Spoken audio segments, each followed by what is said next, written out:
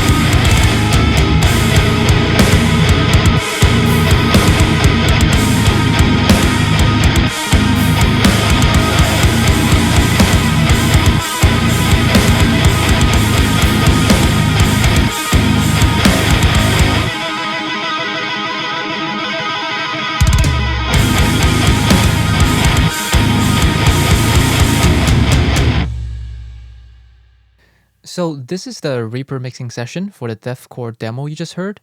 As you can see, there's not a whole lot of elements. It's a pretty straightforward deathcore song. We have the drums here, we have some guitars here, and the bass. And now, if you look at the processing I did, you can see that I kept it pretty simple because the Modern Fusion kit is actually very mix ready. I didn't have to do a whole lot. And also because I don't want to go into full mixing mode and mix it like how I usually mix metal music, since that could change the drums enough for them to be fairly unrecognizable from how it sounds before processing. I still want you guys to be able to hear how the Modern Fusion kit sits with low-tuned, intense guitars and a growling bass. So let's take a quick look at how I set up the session. I have Modern Fusion, obviously, over here, but it's actually all rendered. I don't want to be mixing into MIDI, so everything is rendered. But I do have something different, which is I actually rendered the snare room by itself. So this is just the snare room. And the room is separate. This is how I always do it. I like to have the snare room separate because I want to be able to mix it separately and be able to control it differently. For example, here for the blast beat parts, I want to be able to just lower the snare without lowering everything else. So I do that all the time. If I have the snare room with the rest of the room, I won't be able to do that. So that's why I have it separate. And this is the kick. This is the snare bus. So basically, this is the snare close mic. And this is the snare room. I send them both to this bus. And the rest is basically pretty simple. The drum kit doesn't give us a lot of mic options in the first place. So, and here are some leads, some rhythm guitars, and some bass. So let's actually take a look at what I did for the processing from left to right. At the very first, this is just a snare reverb. It's a very generic plate. I just like using it for parts where you can actually hear the snare by itself. For example, in this one.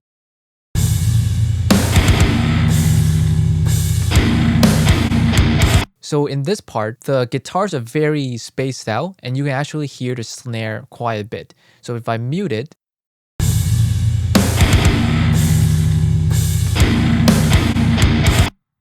now I mute it.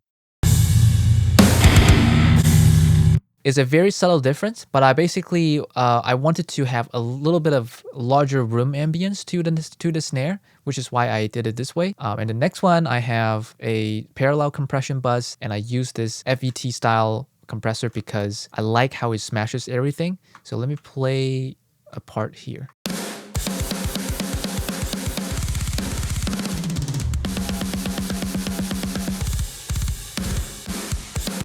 So if you look at the levels, I'm sending a lot less kick because the kicks has a lot of low end energy and I don't want to send it the same level to the compressor as the snare. So I have it lower so it doesn't interact with the compressor as much.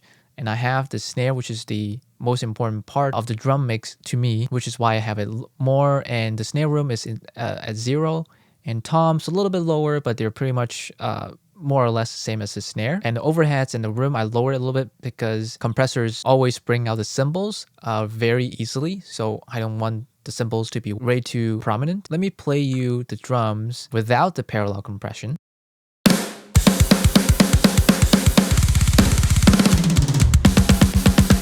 And this is with.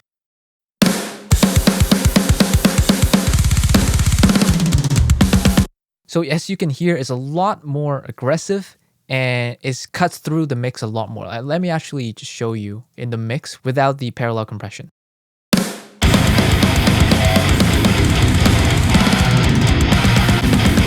Now I'm gonna bring in the parallel compression.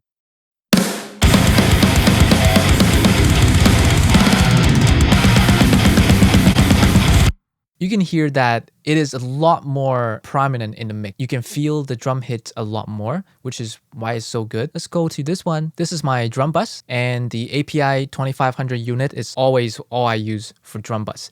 It's just so good. It does something that no other compressors can do on the drum bus to me. It's something that I just really love. Like, it really brings out the punch of the drums. So listen to how the compressor changes the kick and snare relationship. It's pretty subtle, but I hear it very distinctly. It just brings everything, the whole drum kit together. I'm gonna bypass it first. So this is without.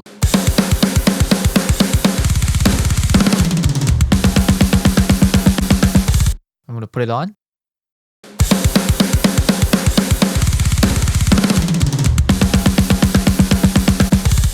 One more time, off.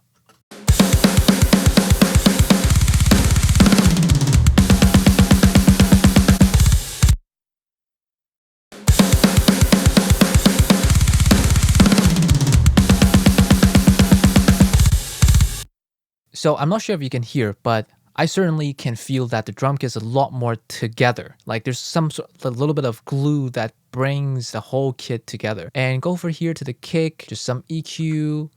And I didn't even do anything on this one. I think I was just trying out which one is better. I ended up using the API one and just a little bit of boost on the 3K. This is one of my favorite plugins to use. is an API preamp basically. Just listen to how it changes the kick.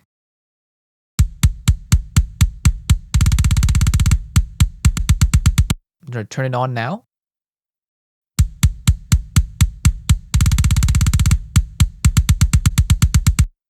So as you can hear, it's adding a little bit more presence to it and a little bit even more punch. That's why I really love it. It's not something that you can just do with an EQ. You can do something similar. I tried, but just putting that there, it does something to the presence, to the high end, a little bit something to the low end that I really love. And then I use at the end a clipper that just cuts off some transient. And over here, let's look at the snare close mic. I scooped the 500 hertz a little bit, so it's not as boxy. And again, I love the API 2500 unit.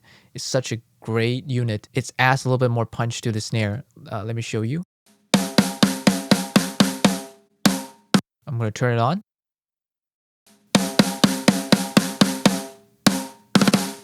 So you can hear there's a little bit more sustain, but at the same time, there's a little bit more punch to it.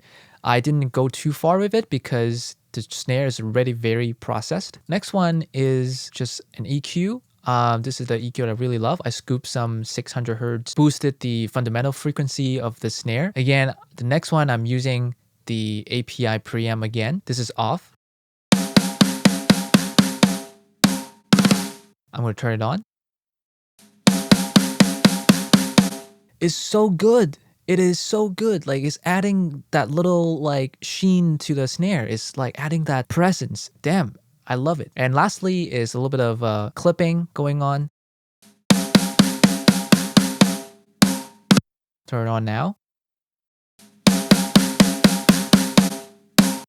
And it's also adding a little bit more punch and a little bit more sustain. You can hear the snare, the actual snare on the snare drum a little bit more, which I really love because I thought the snare was a little bit too tight. So that's why I kind of use this to kind of bring out the snare, like the actual snare wire more. And here is the room. Nothing crazy going on, just some EQ scooping out and added some high end. Actually, I think this one changes the tone quite a bit. So this is without. This is on. So I'm bringing out the high end. And the next one is Saturn. I really love Saturn with the clean tube mode. This is what I use on here. It's just adding some saturation and also a little bit of presence and high end to it. That is very pleasant. This is without. This is with.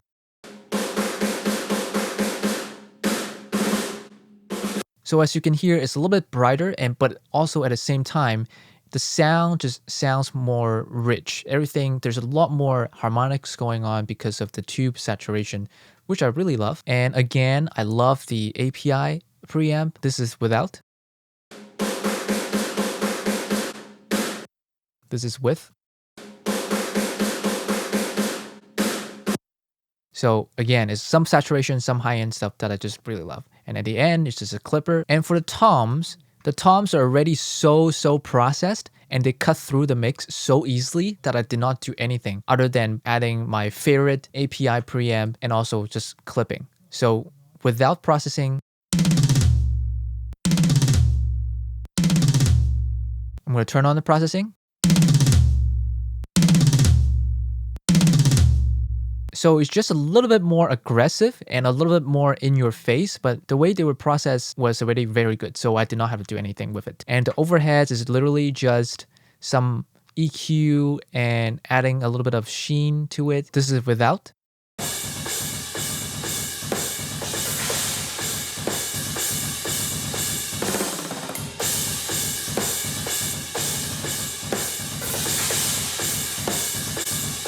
So I'm just adding a little bit more high end to it. That's pretty much it. And the room, there's nothing, I didn't do anything other than cranking up the clipper, which is basically chopping off any transient and adding a little bit more of distortion saturation. And I'm just gonna go over this very quickly because this is not about the guitars and bass. What I used for the guitars was the Angle U530 by Mercurial. It is very good.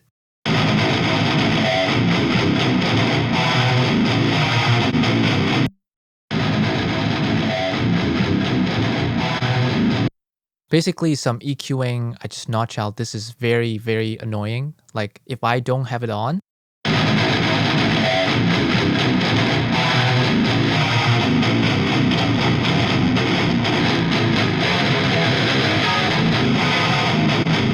you hear that like honking, whistling. Wow, that was, I really had to cut those off. And some EQing, some multi-band, a little bit of more EQ, and Saturn with clean tube, which is my favorite mode, and L1 to control some dynamics. Lastly, I use Euro bass for the bass. Basically just one plugin and a little bit of processing is already very good to go.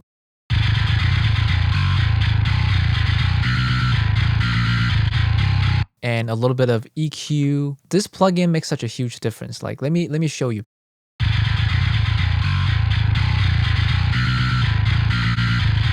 You hear that it brings out a little bit of that mid-range, a little bit of saturation. It just does something that is like an EQ and a saturation exciter, something in combination. It's just very good. And that's pretty much it. It's a very simple mix and the drums are very, very easy to mix. So what did you think? Did you think it worked out well? Personally, I was actually pretty surprised that the Modern Fusion kit worked out as well as it did. I expected a lot worse because it's supposed to be for fusion, but the kit really packs some punches that can cut through dense guitars. The kick is especially punchy.